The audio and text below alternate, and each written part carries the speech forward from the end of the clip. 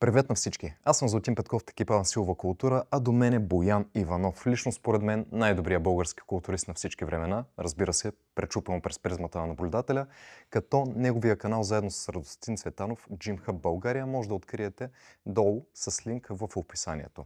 Като днес ще си поприказваме малко за най-често срещаните травми на ротаторния мъншон, кои са четирите мускула, които отговарят за ротаторния мъншон, как да ги тестваме, за да знаем от кой мускул се проявява болката или пък от кое сухожилие и съответно какво да направим по въпроса, за да премахнем тази болка и за превенция в бъдеще.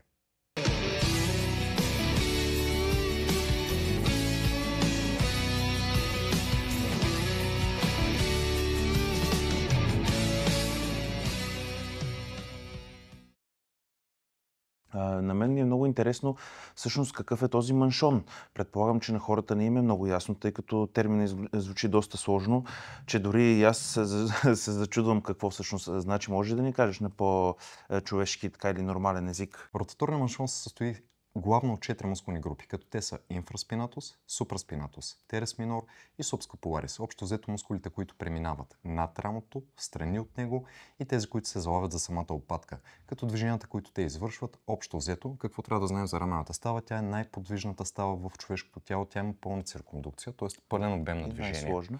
Точно така и съответно заради нейния пълен обем на движение, тя също така е предразположена и към най-много болки и оплаквания.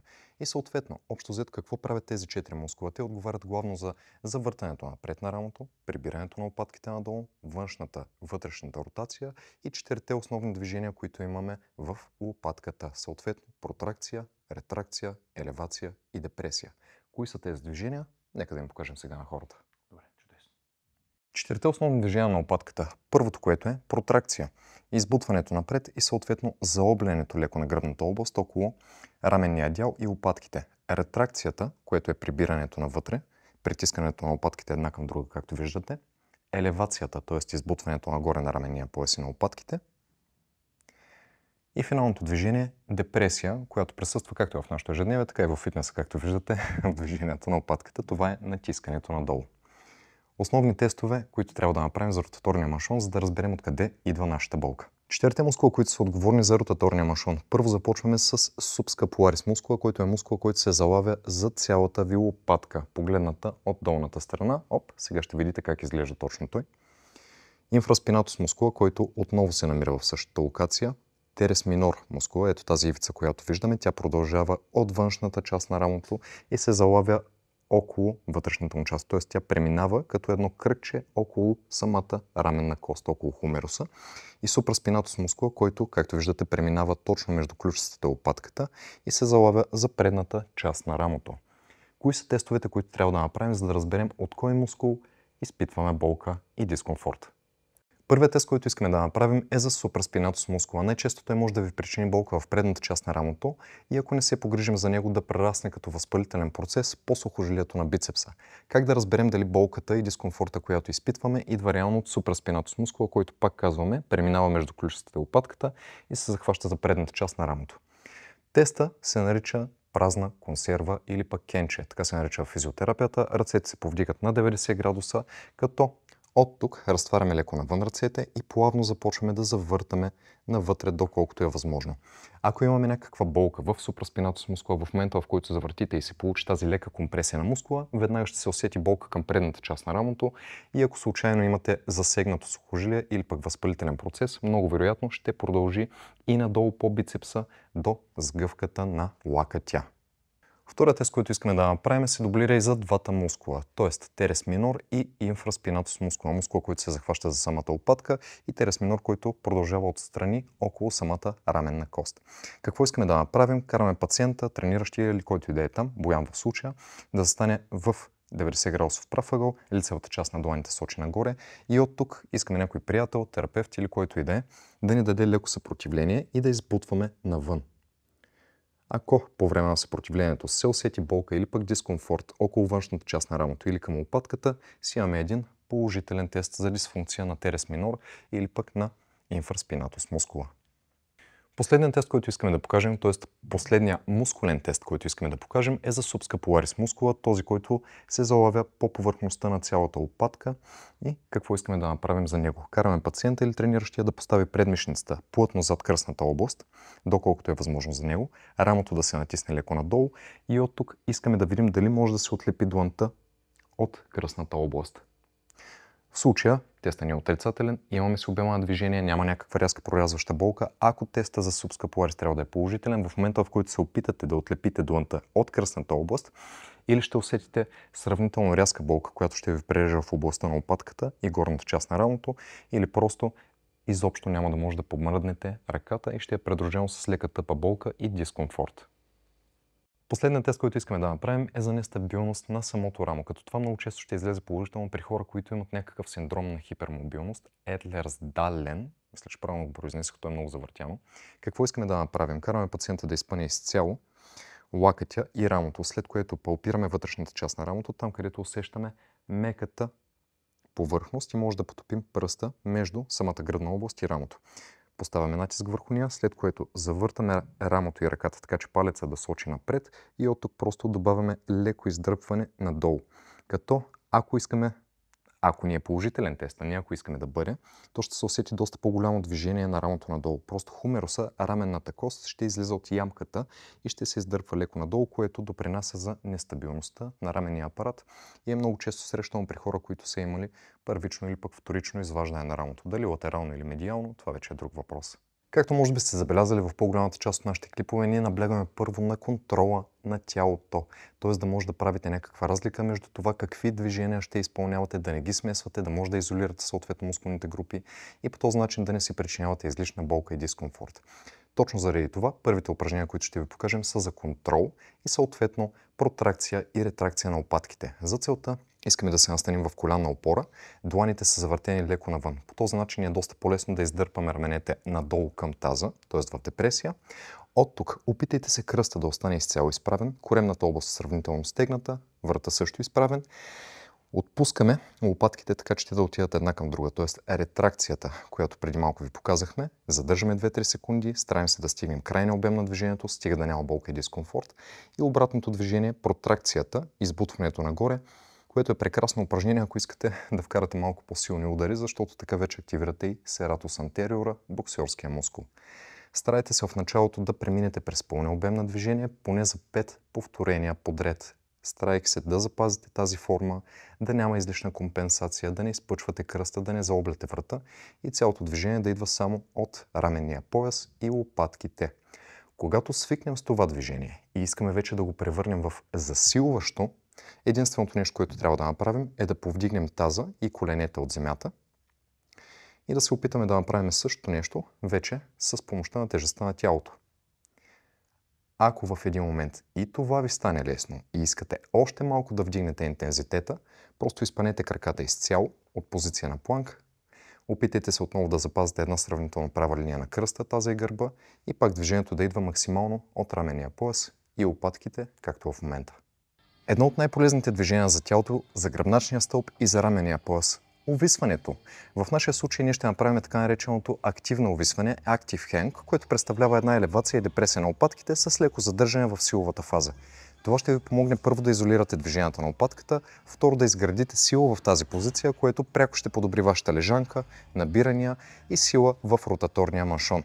Какво представлява самото движение? Какво искаме да направим? Намираме си вис, някакъв лост, желателно с неутрален хват, така ще ни е най-лесно. Отпускаме се изцяло, след което искаме да издърпаме раменете максимално надолу.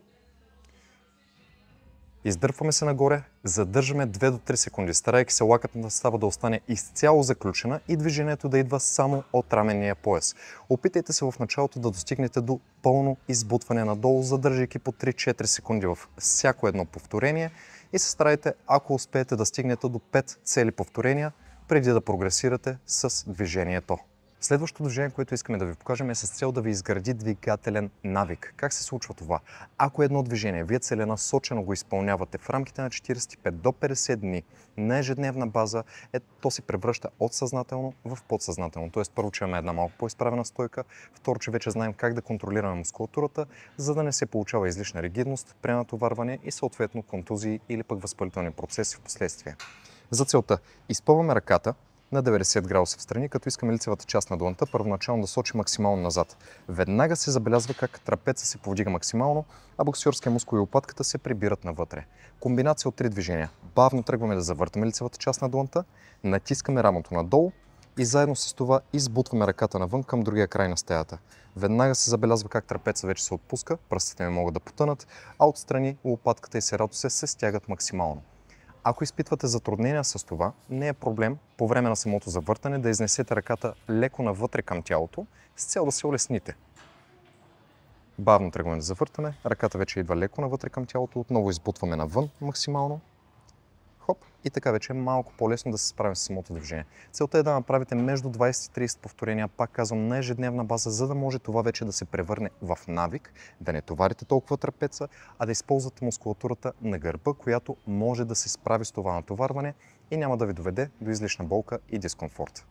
Със следващото упражнение целим вече да засилим 4-те основни движения на лопатката в рамките на едно упражнение. За целта намирате си лежанка, която да повдигнете ориентировъчно на около 70 градуса, лягате по корем, старайки се врата и брадичката да излязат извън нея и си взимаме два дъмбела, 6, 7, 8 кг или колкото е удачно за вас.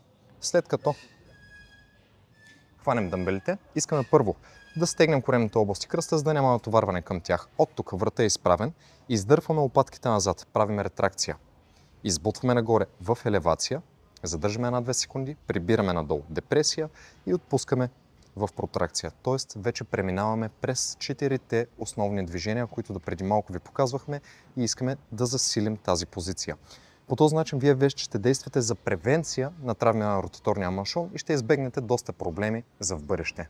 Първото засилващо движение, което искаме да ви покажем, е при болка в супраспинатуса, мускула, който преминава между ключицата и лопатката и се залага за предната част на рамото. Преди да го покажем обаче, Бояне, кои са най-често срещаните оплаквания при твои клиенти всъщност? По време на тренировки, може би в раменния пояс? Да, значи най-честната естествено болка е в предната част на рамото. Както си говорихме, че тази болка в предната част на рамото не е само от делтоиделса и предната му част, може да идва както от мускулите отзад, така и от бицепсово сухожилие и мускулите отпред, като цяло. Най-честата болка наистина е в рамото, в предната част на рамото, особено при избутване, когато искаме да правим гръдните мускули, да тренираме гръдните мускули. При всякакво избутване се усеща особена болка, най-вече при пускане съм забелязал, че имат особена болка, вече при избутването нагоре няма чак така изразена болка. Така, защо всъщност се получава това? Това е интересната част. Главно по време на лежанка, когато тръгнете да отпускате надолу, т.е. да дадете лактите вече под нивото на 90 градуса, много често рамото ще влезе в една предна ротация, тук ще ви куца контрол и съответно ще се получи една компресия върху супраспинатус мускула. Съответно, ако той вече е пренатоварен или пък е възпален, притискаме също така и сухожилието на бицепса и много често това ще доведе до болка. Ако имаме такива ситуации и пациенти, които искат да тренират въпреки болката, но все пак да не си навредят, просто отпускането ще е до тази фаза и съответно няма да има фаза на разтягане при обикновената лежанка. А как всъщност да го засилим? Едно от най-добрите упражнения е с разгъвания на флайс машина. Първо, как да настаним позицията? Искаме да се настаним седнали, като след като изпънем ръката, трябва да се получи една права линийка между длънта и рамото. Съответно, искаме да завъртим дланите така, че да хванем в подхват. По този начин вече се гарантираме, че няма да има толкова голяма компресия върху супраспинатус мускула, няма да има болка, но все пак ще може да го тренираме и да го засилваме. Стараем се раменете да останат максимално издърпани надолу, след което плавно тръгваме да разтваряме ръцете до 90 градуса. Желателно с лека тежест, докато свикнете с контрола, задържаме една секунда, натискаме пак раменете надолу, защото тук при повечето хора неизбежно те ще избягат веднага към ушите. Бавно отпускаме и цялото нещо се повтаря до една приятна за вас умора, стига да няма болка или пък дискомфорт, пак казваме към предната част на рамото. Спрямо това, дали са ви повдигнати ръцете над нивото на рамото или под него, избирате каква да ви бъде активацията. Ако ръцете са над нивото на рамото, ще имаме повече натоварване към задното рамо и по-малко към трапеца. Ако са в една права линийка, ще е горе-долу 50 на 50, а ако дланите, т.е. ръцете са под нивото на рамото, много често ще натоварваме повече трапеца, горната му и долната част, отколкото суpraspinatus muscula или пък задното рамо. Как ще изглежда една добра загрявка за тренировка за раменния апарат? В случая обаче, ако имаме възпалителен процес или пък болка, какво е първото нещо, което трябва да направим? Преди да загреем движения като вътрешна, външна ротация, тежести и прочие, искаме да направим лека декомпресия на раменната става и да я напоим с синовиална течност, едва ли не като машинното масло за двигателя. Как се случва това? Взимаме си един дъмбел, тежест или каквото имаме вкъщи, туба с вода, 10, 12, 13 литра или пък килограма, подпираме се, отпускаме изцяло рамото и лопатката, така ще да увиснат и плавно започваме да завъртаме навътре и навън. Като постепенно може да увеличаваме обема на движение, старайки се все пак да е контролирано, да няма излишно лашкане и гоним минимум по 15 до 20 повторения на страна. Пак казваме, това ще повлияе положително и на supraspinatus muscula, и на сухожилието на бицепса, ако има някакъв възпалителен процес, защото синовиалната течност, която има на всяка става и прешлен, действа първо подхранващо се костната тъкан, противовъзпалително и болкоуспокояващо. Така че това е едно от най-добрите упражнения, които може да направите при възпалителен процес към supraspinatuса или пък сухожилието на бицепса. Второто нещо, което искаме да направим за загрявка е външна и вътрешна ротация на раменния пояс, само че от тилен лек. По този начин вече ще имаме една малко по-пасивна фаза, в която да изпълняваме движенията и е много подходящо за хора, които преди са имали травми на раменния апарат или пък в момента имат някаква болка и дискомфорт. Лягаме изцяло по гръб, коленете са сгънати и ходилата са стъпили върху земята. Сгъваме изцяло коленете. Това ще ни помогне да изолираме вече движението. Много често, ако сме си спънати крака, кръста ще има една малко по-голяма чупка в ордозата и така ще компенсираме с гръдния дял. Искаме фокуса да е върху раменния пояс. От тук прибираме раменете максимално надолу към таза и плавно започваме да отпускаме ръцете назад. Ако е възможно, се стараем да допрем земята с дъмбели. Спрямо това колко са ви разтворени или прибрани предмишниците, вие определяте колко натоварване и опъване ще усещате. Колкото по-навътре са, толкова по-лежерно, колкото по-навън, толкова по-голямо опъване ще имате към задното рамо и supraspinatus muscula. Съответно, пак да кажем, кръста изправен, коленете свити, бавно движение. Ако имате болкова симптоматика, вземете по-леки килограми, 1, 2 или пък половин килограм, ако е нужно, и спирайте до там, докъдето нямате болка и дискомфорт. Гаранция на 10, 15, 20 повторение вече ще забележите как лека по лека се увеличава обема на движение и работим само в безболезнения му обем. Съответно, пак казваме, ако имате болка, няма да пускате додолу, ако трябва ще спрете до тук, връщаме и лека по лека с всяко едно повторение и с очумяването на болката, постепенно увеличавате обема на движение. За следващото движение искаме вече да се обърнем и да легнем по корем, като предмишниците и лактите ще са на прав ъгъл, палеца ще се очи нагоре. Отново искаме да приберем раменете надолу, след което забиваме лактите в земята и се стараем да избутаме предмишниците и дланите леко назад, докъдето е възможно за нас, без болка и дискомфорт. Задържаме там 2-3 секунди, плавно отпускаме и се стараем да направим поне 15 до 20 повторения, първо за да загреем хубаво раменния апарат, да изпомпаме малко повече кръв към него, а и също така да раздвижим малко синовиалната течност в самото рамо. Както виждате, доста си е трудно за изпълнение.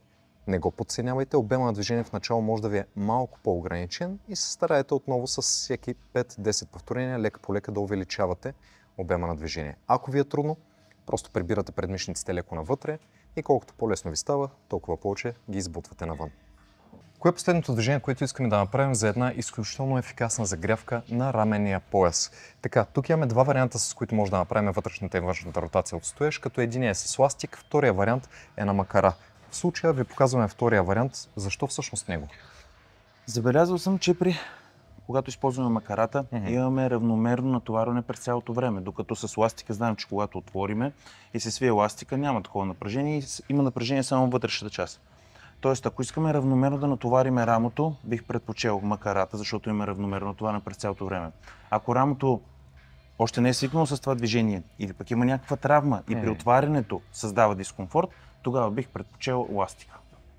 Така че принципът тук е следния. Просто получавате едно бонус издърпване, също така и в външната ротация, когато избутвате. Може да действа и за увеличаване на обема на движение, но пак казваме с Боян, стига да нямате болка или дискомфорт. Ако имате, просто го правите в малко по-ограничен обем на движение или преформирате, намаляйки килограмите или пък използвайки ластика. Как да нагласим перфектната височина на макарата? Смятам, че 90 градусов ъгъл в лакета да се образува е най-добрия вариант. Прекрасно. С прибран лакет към тялото И от тук вече извършваме всяка една ротация. Идеално. Дай да видим в такъв случай как ще се получи. Избирате с килограми, които са сравнително леки за вас. Пак казваме, тук целта е да загреем, не да се пренатоварвате. Гордо изправени. От тук, както виждате в момента, изключително контролирано, плавно движение. Не е целта да се напомпвате, а просто да раздвижите малко кръвообращението в раменния пояс. Да стигнете малко по-голям обем на движение, стига да няма болка, като ако искате може да добавите и няколко секунди изометрия, 1-2 секунди задържане в двата края, за да може вече да работите и в засилване на тази конкретна позиция. Следващото движение, което ще ви покажем, е просто една флексия на раменната става, т.е. едно избутване нагоре за целта. Вземете си лека за вас тежест, в случая използваме 4 до 5 кг и постепенно, ако искате да го превърнете в засилващо упражнение, може да стигнете до 8, 10, 12 кг и прочие. Хващаме малко над широчината на раменния пояс, за да не ни е прекалено трудно и постепенно, ако ви е лесно, може да стеснявате захвата. Целта е да останем изцяло изправени, постепенно тръгваме да повдигаме нагоре до 90 градуса, добавяйки там 1 секунда изометрия и бавно отпускане, като тук е ключовия елемент. Старайте се раменете и лопатките да остават натиснати надолу и да не се получава излишно изгърване напред, което е най-често срещания механизъм за компенсация по време на това движение. Ако се чувствате добре, нямате болка по време на това движение, може да се опитате вече да го направите и в пълен обем, 180 градуса, като по този начин ще активирате почти всички, даже бих казал всички мускули на ротаторния маншон и е страхотно упражнение също така и за тези от вас, които имат една малко по-изгърбена стойка и искат да изправят гърба. Но не само това, но също така ще ви помогне и да засилите сухожилието на бицепса, така че то да не е толкова подвластно и да не се провокира толкова лесно от болка или пък дискомфорт. Следващото упражнение, което искаме да ви покажем, са така наречените Y-рейзови, които ще ви помогнат първо за мобилността в раменния пояс, второ за засилване на задното рамо и също така на субскапуларис мускула. За целта повдигаме си лежанка на ориентировъчно 50 до 60 градуса, лягаме по корем изцяло, искайки брадичката и врата да излязат извън лежанката, без да трошим лежанката, след което прибираме раменете надолу, палеца сочи нагоре, избутваме ръцете нагоре и леко в страни. Под 130-140 градусов ъгъл. Задържаме 1 секунда, плавно отпускаме надолу. За тези от вас, които изпитват болка в пълния обем на движение, просто спирайте малко по-рано, до там докъдето няма болка и постепенно увеличавайте движението с отшумяването на болковата симптоматика. Следващото движение, което искаме да направим, което аз обичам да наричам постурален бицепс. За целта вземете си ниски за вас килограми, защото самата позиция е доста трудна.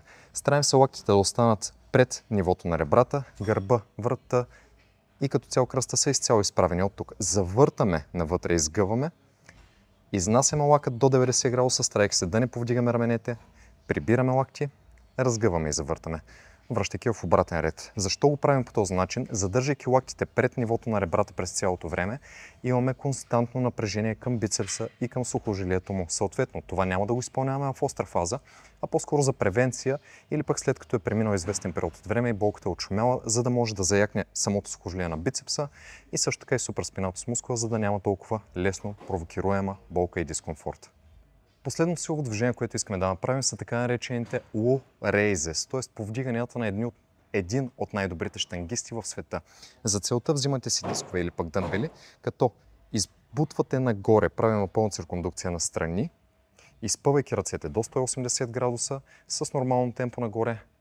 И при отпускането леко накланяме гърба напред, за да няма излишно натоварване, прибираме изцяло ръцете и цялото движение се повтаря до една приятна за вас умора.